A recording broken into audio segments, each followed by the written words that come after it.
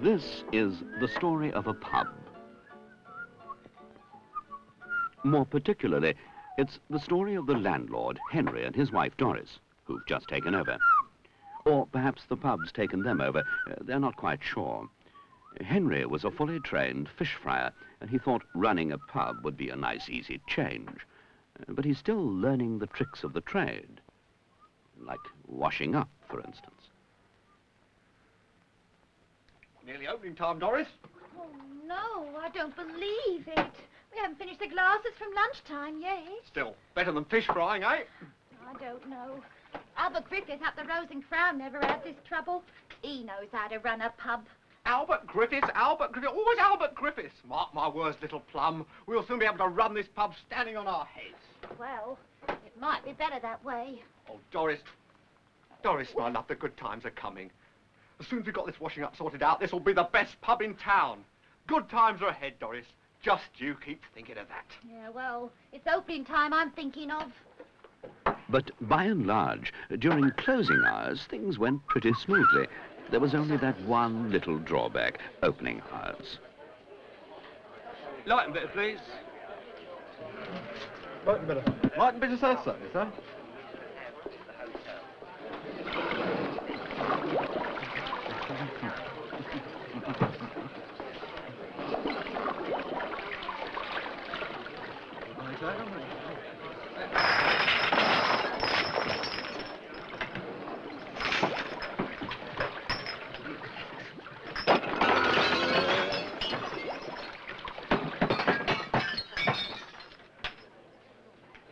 Light and bitter, sir? Yes, sir.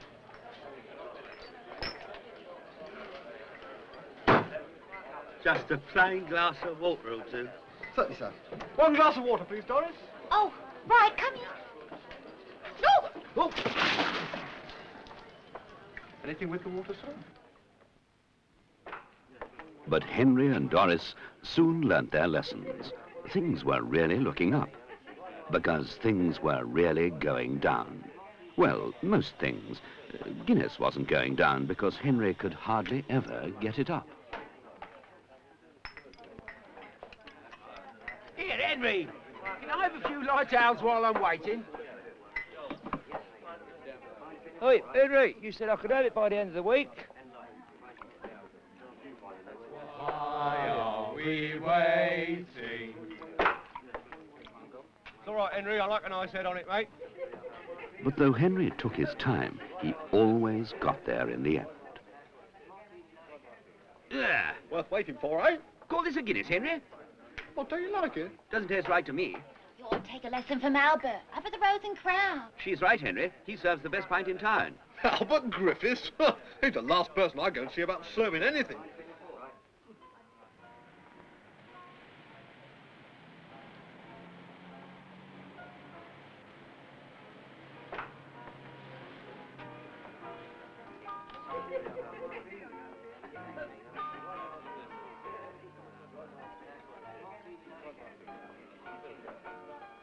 Morning, Albert. Hello, Henry. Found a decent pub at last, have you? Well, what'll you have? Pint of Guinness, please, Albert. Pint of Guinness, Henry. Right, oh then, 1 pint of Guinness.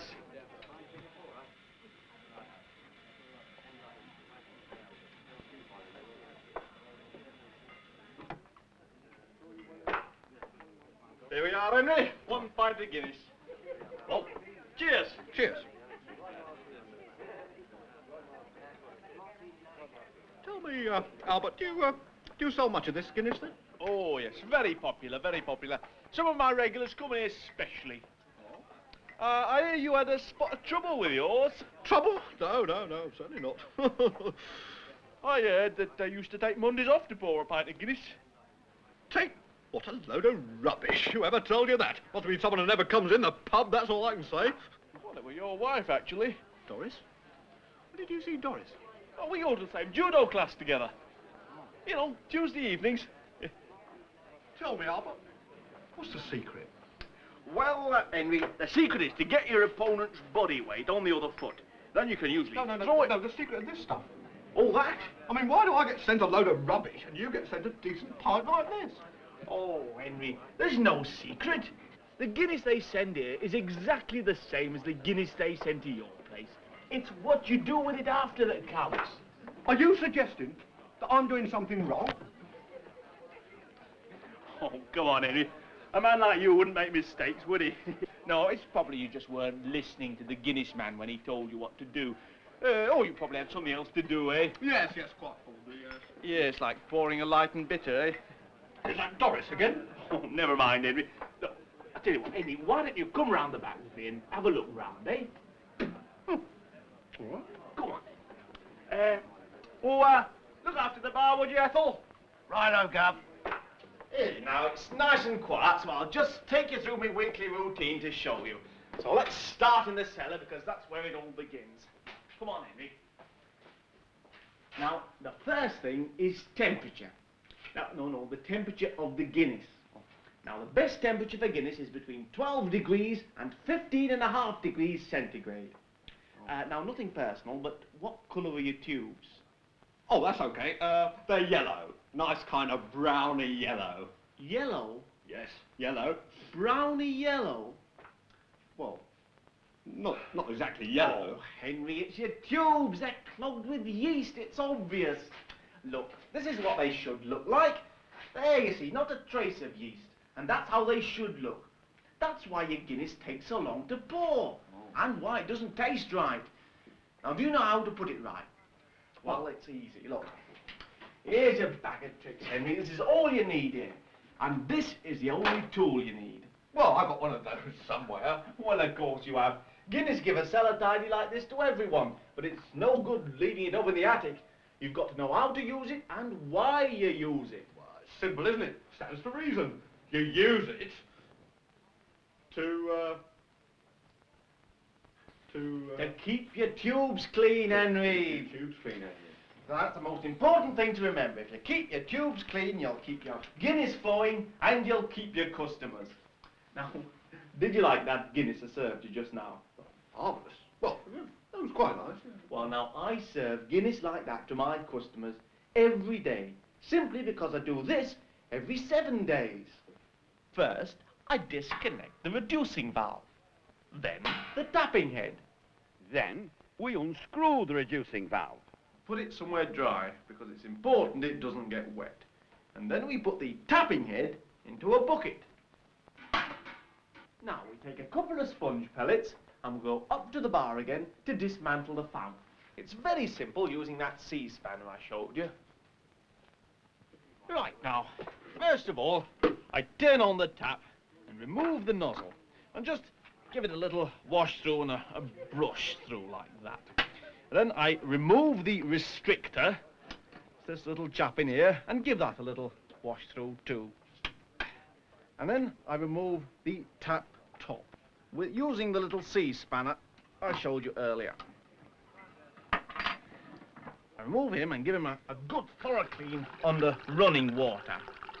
And then I clean through the rest of the tap parts.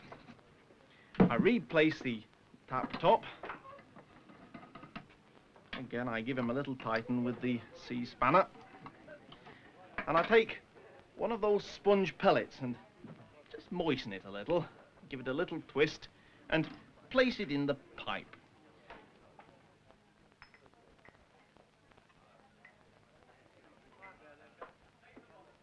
We tighten up the pipe again.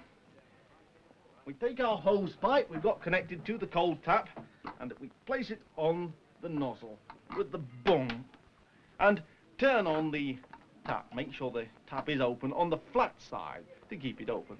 Then we run the tap, and the pellet washes through the pipes. There he goes. I usually do this twice. One sponge pellet in, wash it through, and then another. Then we turn off the tap, we disconnect the hose, and we replace the restrictor. Tighten him up. I'll replace the nozzle and the fountain cover. Right, Now we go back into the cellar. And there's the pallet. Just give the tapping head a quick wash. And a wipe. And connect it up again.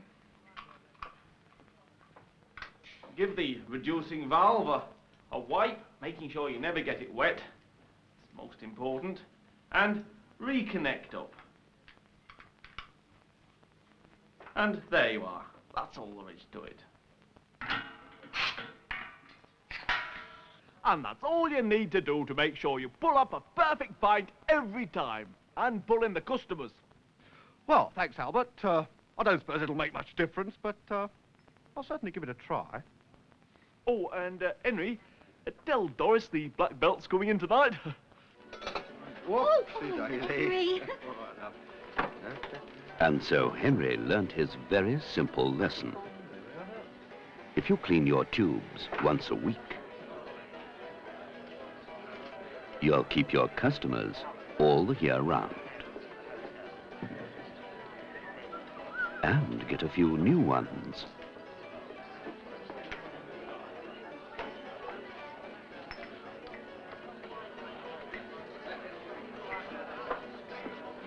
And may all your troubles be little ones.